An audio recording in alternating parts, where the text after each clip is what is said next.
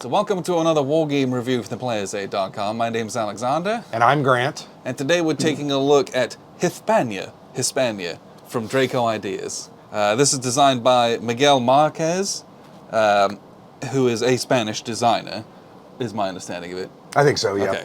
Okay. And this is a 1 to 3 player solo or cooperative kind of pandemic-y style game of Roman praetors going around putting down the Spanish revolts and trying to unify Spain to under the Roman the Roman Republic or Empire, depending on how long you take to do it. Right. So this is obviously, you can see, a very small box, Which is, I think, one of the best things about this game and its predecessor. It's a nice little game in a small box. And so it's by Draco Ideas, which is a Spanish publisher, and we played Tetrarchia, which was, like you said, the predecessor of this. Has 2 different editions. We played that a couple years ago. There's a full video review about that. It's a very similar style of game. Yes. But it's set, in mainland Italy and the surrounding areas, doing very similar types of things. Yep. This is kind of the Spanish peninsula. But it's a game of using your very limited denarii or actions to move around, quell rebellions, siege, attack rebel armies, put out garrisons, and just kind of clear the board of enemies. Yep. And once you do that, and you get garrisons in every one of the provincial capitals, and there's no revolts on the board, you win the game. Yep. Very, very simple. Plays anywhere from 30 to 60 minutes. It can go very quickly if you lose very badly. But it sits in this little small package in this small time space, and you can play it solo, but it's fun to play these cooperatively. Yeah. So it gives you just a different kind of flavor from a lot of the historical conflict-based games that you used to, right? Play a lot of 2-player games, a lot of head-to-head stuff. Sometimes you want something that's a little breath of fresh air, just to kind of change it up. This is perfect for that. Yeah. The rules are the actual rules are 4 little pages of this. Yeah. It's so small. This is really big because there's a bunch of historical setup scenarios. There's some optional kind of bolt-on rules that you can use. You should use them. There's actually quite a few of them, really. Yeah, and it's use them all. They're to say, start with the base game. You don't need to start with the base game. There's 6 optional things, all of which are fun. It was interesting because it said, if you're familiar with strategy games, if you're playing this, you're probably a gamer, right? This is not a mainstream game, not one that... This isn't anyone's first game. Right. Although, like you said, it does resemble Pandemic in a lot of ways. Same concept. Things are popping up. And conceptually, a lot of those things will feel familiar to people who have played that style of game. Yeah. But yeah, I don't know. No one's playing those kinds of games and then being like, ooh, Hispania, Sure. Tetrarchia, that looks great. Sure. What it is people who play those kinds of games, they're going to come to my house and I'm like, they're like, oh, you have a board game collection? And they're thinking of Catan and Carcassonne. I'm like, oh, do I have a board game for you? And here's me putting the Russian campaign away, but I pull out something like this. Yeah. Where you're like, cool, this looks daunting because it has a bunch of Roman names on it and stuff, but it's just moving around, doing our actions, trying to help each other out, trying to quell the rebellions, right? That's what it is. And people will be very familiar with it. It's non-confrontational, which a lot of people like that. That's what they're trying to avoid. I love conflict. Yeah, I'm going to be honest. I mean, in gaming, I don't necessarily in life, but in gaming, I want some conflict. I want some negotiation and some discussion. I don't play war games for the peace part of it. Sure. Right? But this game doesn't necessarily have conflict. No, you're fighting against the rebel armies and you're sieging the rebel cities, right? Yeah. But you're going out and doing that, working together to try to win. And so it's very palatable and very easy to introduce people to. It doesn't take long. Yeah. So it's perfect for keeping someone interested, and then it's over. Yep. Even something like Twilight Struggle that's 2 or 3 hours, that's a big commitment for a lot of gamers out there. Agreed. Something like this, 30 to 60 minutes at most. Yeah. And once you get it down, 30 minutes almost every time would be my guess. Yeah, because you get to assessing it real quick, and you know, after your first 2 turns, you're like, okay, I got to do this, and this, and you're like, go do it. Well, and I think the other cool thing about this game is because it has a fast play time, and the components are generally pretty easy to set up, you can literally play this like twice in an hour. Yeah, if you really liked it, you're like, oh, let's, or you got steamrolled, destroyed. You're like, ooh, let's go again. Yeah.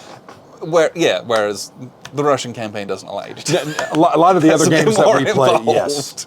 Now, what I would say about this game is they did add some new elements that weren't present necessarily in Tetrarchia. Yeah, or they like fine-tuned them as well. Right. I think sieges have been changed a little bit.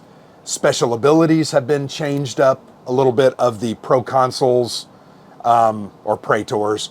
And then you have the Roman roads, which is, I think, a pretty cool addition. Yeah. It would be interesting because there are some that are printed on the board and there's basically a gap in the middle.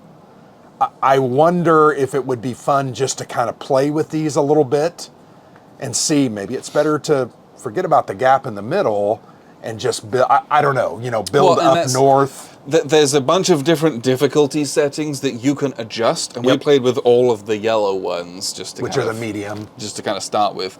And you get fewer roads if you go on a harder difficulty. So you're like, okay, well, what if we removed this? What does that look like? Or we loaded them all up on one side going up this way. Right. Like, what does that look like to us? You can play around with some of the settings of the game. You can make it harder. You could make it easier if you. Well, wasn't that one concept struggling that the designer mentioned in the rule book? He was like, "There's like 1,435 permutations." I think it's like 243 permutations of difficulty. Yeah. By having all the different combinations, then they multiply in mathematics. Which I think is cool because if the game's too hard, you can dial it back. If it's too easy, you can ratchet it up. And you want to push it up. Yeah, well, because you want these kind of games to be difficult. You don't want every single roll to go your way, every single game to go your way. You want it to be a challenge. But you can tune it and you can make it difficult in different ways. I think that's what I really enjoyed about that little concept. It's such a simple thing of like, okay, we want to ratchet up the difficulty. You could move all the settings up and you just have less stuff. Sure. Or you can say, well, let's just play with 1 less gold each turn. That is a huge difference. Oh my gosh. Right? And so you just say, well, let's play with 1 less gold each turn and keep everything else. And then if you're still finding you're able to beat the game, okay, cool. Well, let's remove one of those roads. Let's remove another gold. One of the fleets. Yep, right. And play with the pirates, where the pirates are very cool. You add the pirates, so you have to get rid of the pirates. It's very difficult. But you can, or you're like, okay, that was too hard. Let's keep the money. But let's remove everything else and see what that looks like. You can play around with it to really tune it to what your group is feeling if it gets too hard or too easy as well. The other, the concept of the garrisoning of the different territories, to me, is one of the better parts of the game because that not only gives you a combat bonus when those are attached to you and where you're attacking, but it also prevents further revolts from spreading in those areas because you have a Roman legion that's camped out there and they're stopping that thing. I very much enjoy that, and our difficulty level being in the mid, we actually both put 1 garrison. Yeah, we had 4 garrisons instead of 5. Which 5 would make it a lot easier. If you go from 4 down to 3, boy, that's tough. We all had all of them out. We did. And the border's pretty well covered. We were in a decent spot, but having 1 fewer each, that's a big difference, right? Yep, would change it quite a bit.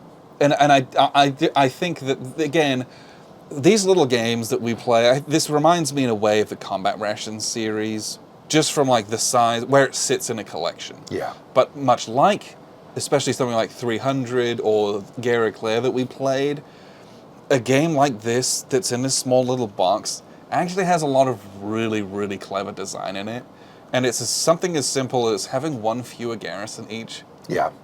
Changes the outlook of what your game looks like. Yep. And so you're like, oh, just like play it on the hardest difficulty. That's going to be a real challenge. But that's good because once I get it and I'm dominating it, I can move it up, and that's great. But yeah, you can tailor it to what you want. So you're like, oh, I'm like really struggling with this particular format of it. Yeah. Well, let's just play with this. And I just think that's a really slick part of the design that Miguel put together, and it works really well. And I think that's just a huge Agreed. credit, because I think, well, I've said this a number of times, it's really easy to design a massive war game with everything in it, right? It's a lot of research, but like if you put everything in it, you just design a rule for everything. But to shrink it down down and to streamline it and to keep it good and tight, and fit in a box like this with a rule book that's like 10 pages. that requires a level of skill and finesse that's really, really impressive. Yep. And I just think that there's something to that. You have to, be a certain kind of person, think in such a way, and like, I think go through rigorous testing. Yeah. The fact that this is kind of the second volume in that series or system helps, right? He's kind of built off of the success of Tetrarchy, which was really well done. But I think I enjoy playing these games because they're so clever. Yeah. And it's as simple as how they implement things. Because a lot of the mechanics in here are very familiar, but how they use them, it just works so well. Well, and I think that's one thing that Draco is, I think, kind of known for. Very similar to what Nuts Publishing is known for with those Combat Rations games. Small box, tight rules, very interesting, unique, thinky, and very different, I think. I think of a game like Las Navas de Tolosa. Yeah. That game was really That was interesting. very and different. Unique and different than anything I'd ever played. Then you throw Tetrarchia and this.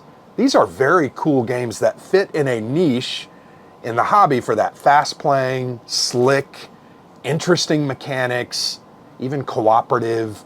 I mean, these are games that everybody should have on their shelf. What's nice about any co-op, but this one in particular, is also you just play solo, Absolutely. It has a solo bot and everything works out. and you just play. You just control the three guys. Yep. And you just like go for it. And Because the Hispanic guy, those armies are just controlled by these two yeah, guys. it's right? all the same. You do it, and so then you can play around with it and like Yep. fudge with the settings as much as you want. But that's something that I really think that this is also one of those games where, because not everyone wants to set up a solo game that is very intense and takes a long time. Right. Right. We have a lot of those. Those are great, but I think when the people are on their own, don't necessarily want to invest that brain power. Yeah. Or that like length of time, you can do something small like this, right? And it's got its place. And is it moving around whack-a-mole style? A little bit. That's reductive. Yeah. Because I think this is better than that. But if it's move some pieces around, roll some dice. And did I have a good time for 30, 40 minutes? Yes. Sure. Right. And I think that it really sits well in a lot of collections. Oh, yeah. That people are going to be playing with. I also think your comment there about the whack-a-mole is a very, very apt description of the game, right? Because that's ultimately what ends up happening. Yeah. But the different mechanics, like your garrisons, and where you are located on the board can ultimately stop those moles from popping up. And I think that's part of the game that you've got to think about. And yes, it comes down to a random die roll, but you still want to make sure you have at least one or two presence in every single region. That will improve your odds of them not popping up. Because when you roll those spaces and you have a guy there or a garrison, they don't get a revolt, and that is life-saving sometimes. Yeah, well, it was also interesting just seeing, because it's dice rolling, there's random element to its chaos, but how many times did we roll 5? A lot. There was like a section of the game where we were just rolling the same province again and again and again, and so like that was just stacking up Yep. with army, with like tons of revolts, which is like, oh, that's really scary. You have to spend a lot of stuff Yeah. to like pick it apart, and there's a lot of risk in fighting some of that stuff.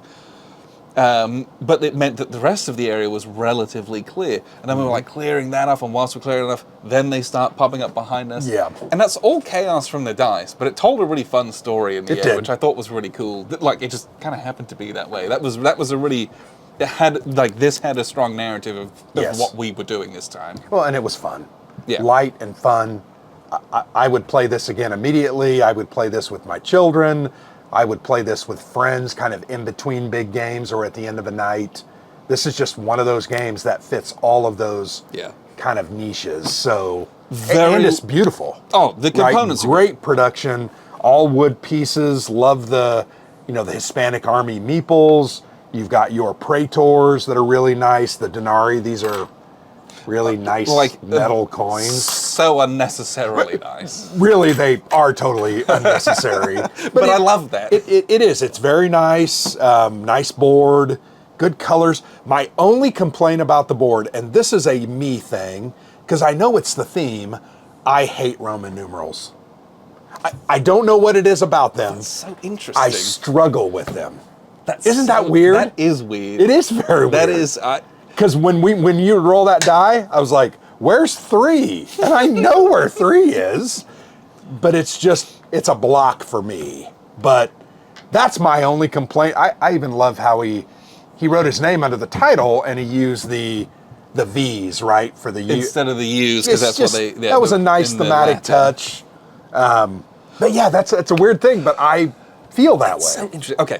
Yeah. I will very quickly show you how the game plays and all the extremely nice components. Yep. And then we'll wrap up with some final thoughts. So here's a look at the board, and this is just kind of, I reset it up. So loosely, this is what your setup will look like. These starting black revolt discs are randomized. So you have these 2 dice.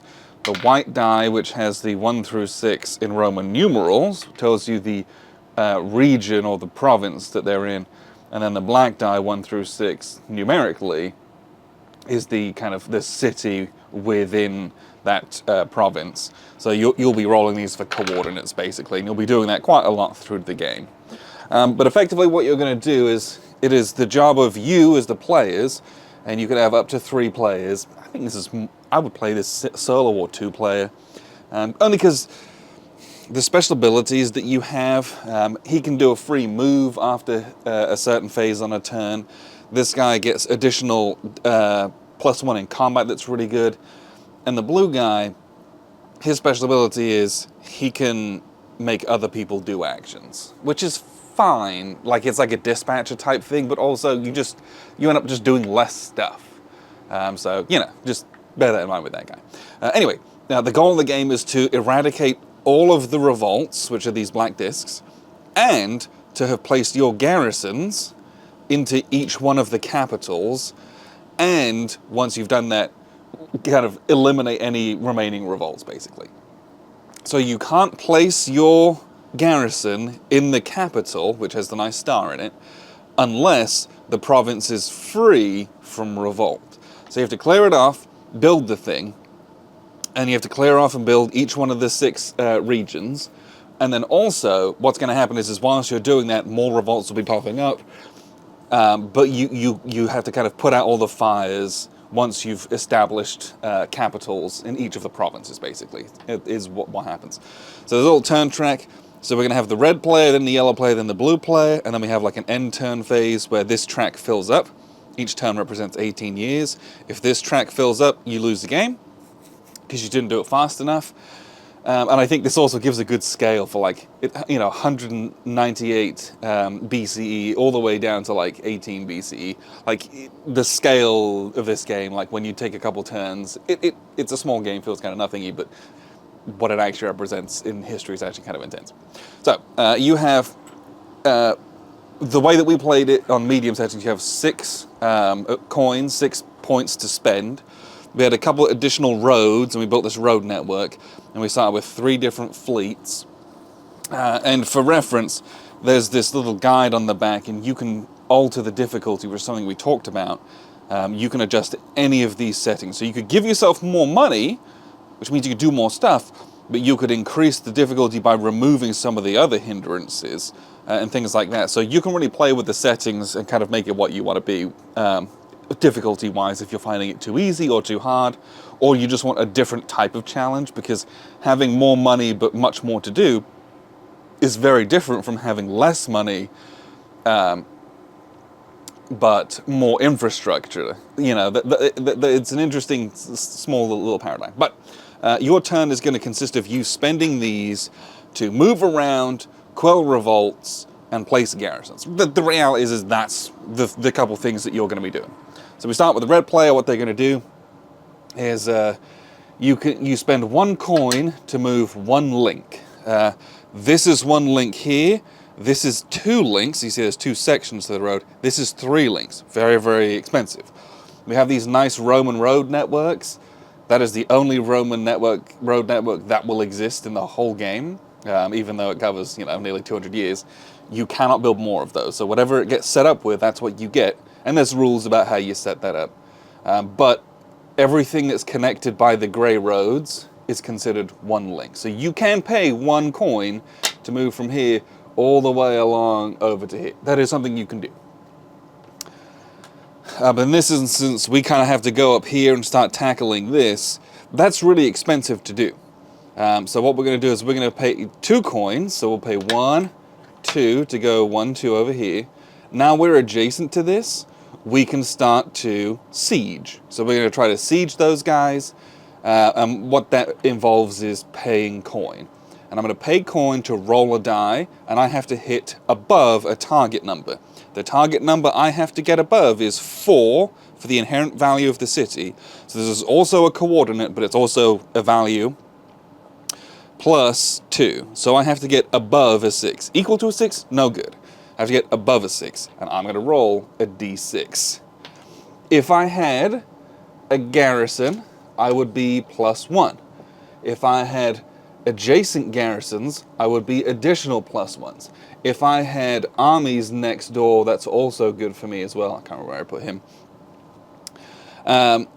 Conversely, if they have guys adjacent, they're going to get bonuses too and be even stronger.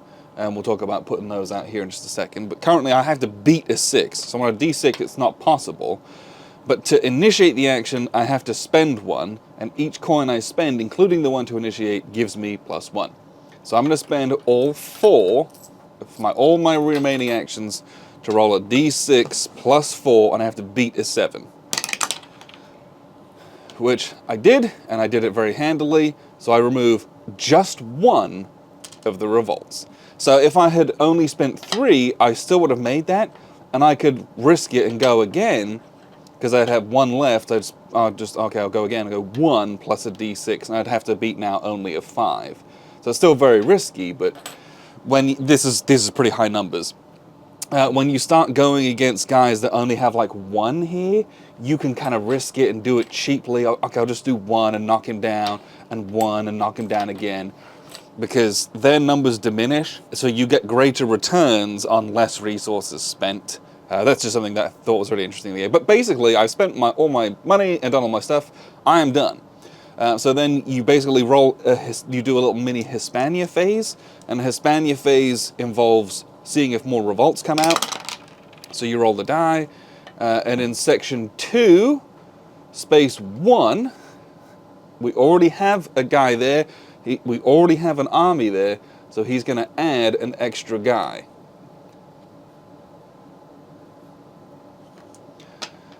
Not great. If we had rolled that and there wasn't an army in that province, an army would go on there. So the next thing that we're going to do is we're going to roll the die to see if this guy moves. So we're going to roll the die, and we rolled a 6. So he's going to move towards 6, but he's going to remain within his province. 6 is over here, 5 is closest to it. He's going to go over here. And he's going to do that because on subsequent rolls, it's more likely that we're going to then put out more revolts there, but also he can now support both of these. Even though he's not in this province, this guy is going to get a bonus, and so is this guy. So the leaders are provincial ones, and there's 2 other ones. They might come out here or here or here or wherever. They're only going to be within this territory, but they can influence the border regions as well. So that's the Hispania phase. Now his special ability is at the end of the Hispania phase, which we've just done, which is just putting guys out basically, I get to do a free move. So, if things had happened right close, it's almost like a reaction move, or it's like a free move. And so if I wanted to kind of get somewhere and do something, I could do that. In this instance, it's only 1 link, so I can't actually go across this. So I'm just going to sit where I am. And then we simply move over to yellow's turn. Yellow gets 6 gold, and they do the same thing. So the yellow has a special ability where they're +1 when doing sieges, so pretty spicy.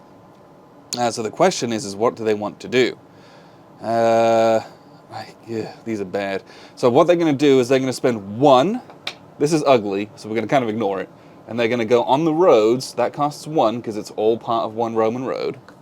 And then they're going to pay to siege up here. This is a 2 plus 1 is 3. Have to beat a 3. We're going to spend just 1. So that'll give me +1. And we're already +1 because with the white guy. We have to beat a 3. So I rolled a 1, +1 is 3. 3 is equal to 3, which means we don't do anything. So that was the worst conceivable roll. We're going to pay to do it again. I rolled a 2 this time, so I've got 2, 3, 4. We beat a 3. This goes away. Oh, yes. So what's important now is that this whole province is clear. So what I'm going to do is I'm going to start moving towards Oscar so that in the future I could place a garrison there in theory. Ideally, I'd like to be able to do it now before more stuff pops up, but what are you going to do?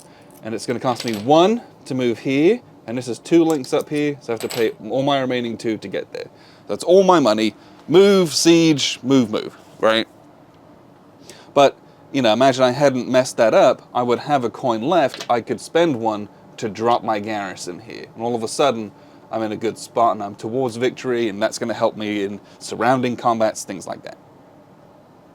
So now we're going to do another Hispania phase. So we're going to have a guy pop up in 2, 4. So 2 is here, 4 is here, there's nothing here, which means we pop up a revolt.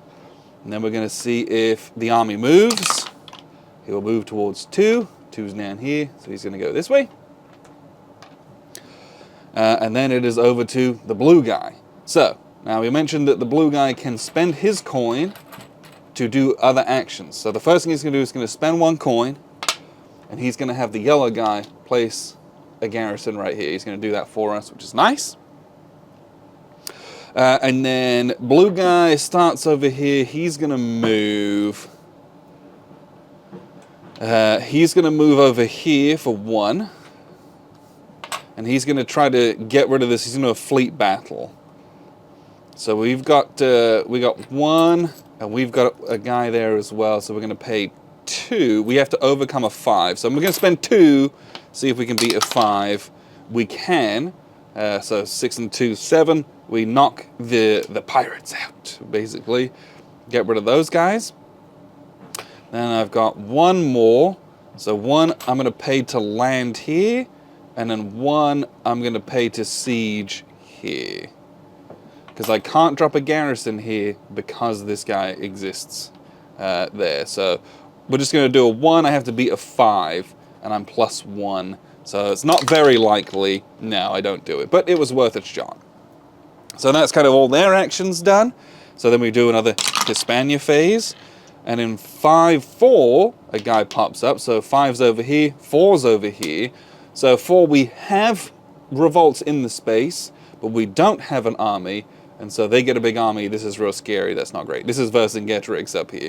It's not, but it's the equivalent of. I don't know the names of the Hispanic barbarian leaders, but what are you going to do? Now that we've done that, it goes over here, and we just kind of do a little reset, and basically one of these permanently goes on this track. The other way the game ends is if you can't put any revolts out, you lose the game. So later on in the game, when this track is filled with these, you have a smaller pool of them, and you can lose that way as well.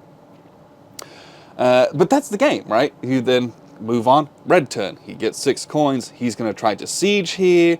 If he can knock that out, he's going to move. He's going to drop a garrison. That's wonderful. And we've kind of at that point taken care of like the easy bits. Because this is really far away. That's a lot of movement points to get there. These are really big and very ugly. To fight leaders, it's opposed rolling. It's real gross. And you get multipliers. We also have this Hispanic Legion. So if you put this out, so normally this garrison provides him a bonus if he's adjacent. The purple one provides a bonus to anyone. It's a wild color, basically. So, but only the blue guy can put it out because he's the local. I think he's a proconsul, maybe. maybe the Pro Console's the white guy who comes out and he can do extra stuff. I can't remember the names of them.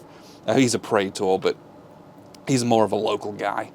But you're trying to, if we have a big army like this, if you can get a couple guys adjacent, then you start getting multipliers to your values, which is really strong. It's kind of what you need, because you have to fight multiple battles, because you still can't remove all of these in one go. And that's one of the interesting parts of this is it takes time, and time is against you, and your limited resources. How much do I commit in bonuses to ensure a win, and how much do I need to follow that up? Or do I blow it all in one go to guarantee a result, but then I can't do a second one? Really, really interesting. But that's the game. It's going around, putting out the fires, right? Doing the old whack-a-mole type thing, trying to quell them, put out a garrison, because nothing else can pop up here, even if I leave. And if you can get enough of them out, the board shrinks in size for revolt purposes. But you will find yourself up against the clock. We won, but there was only a couple of turns left, and if one combat goes wrong, all of a sudden you're behind the 8-ball, and it can be a bit of a struggle as well. So that's how the game works. What we'll do is we'll wrap up with a few final thoughts. So that was a look at the game. Not super complex. No. But very enjoyable, and it's fun to play these. Like when you brought it over, I'm like, oh yeah. Yeah. Because I remember how much I liked Tetrarchia. Yep. And Tetrarchia was our first one of these, and it was like, a surprise. Yeah. Where it was like, we played this little game and it had this really fun co-op in it. And like, it feels bigger than what it looks like. Yeah. And it was like, just really well done. And then this was like, going back to that. But the little additions they've made with the naval and the roads, and it's like, doesn't add any rules complexity. No. But then like, doing again what we were doing in that, just fun. Yep. It was a fun game, and it was like, I'm so glad we got back to this yeah. system again, and it was perfectly enjoyable. Yep. And I think a lot of people would like this, and they can get it. Well, and it's a cool historical game, and it's so tiny and cute. Anywhere. Yeah. Oh. And I like it because on my shelf I'll like slip them in between the cracks. Yes. And it's like mortar for a brick wall. They just kind of fill in the gaps. It's like I've got a game, but like it was like free because it just goes in it a just place. fits. Yeah. I don't have to like buy a new bookshelf like I do for some of the Axis Empires. Yeah. Now this was like, oh yeah, you slot it in. It's like it's almost like I didn't even buy it. Yeah.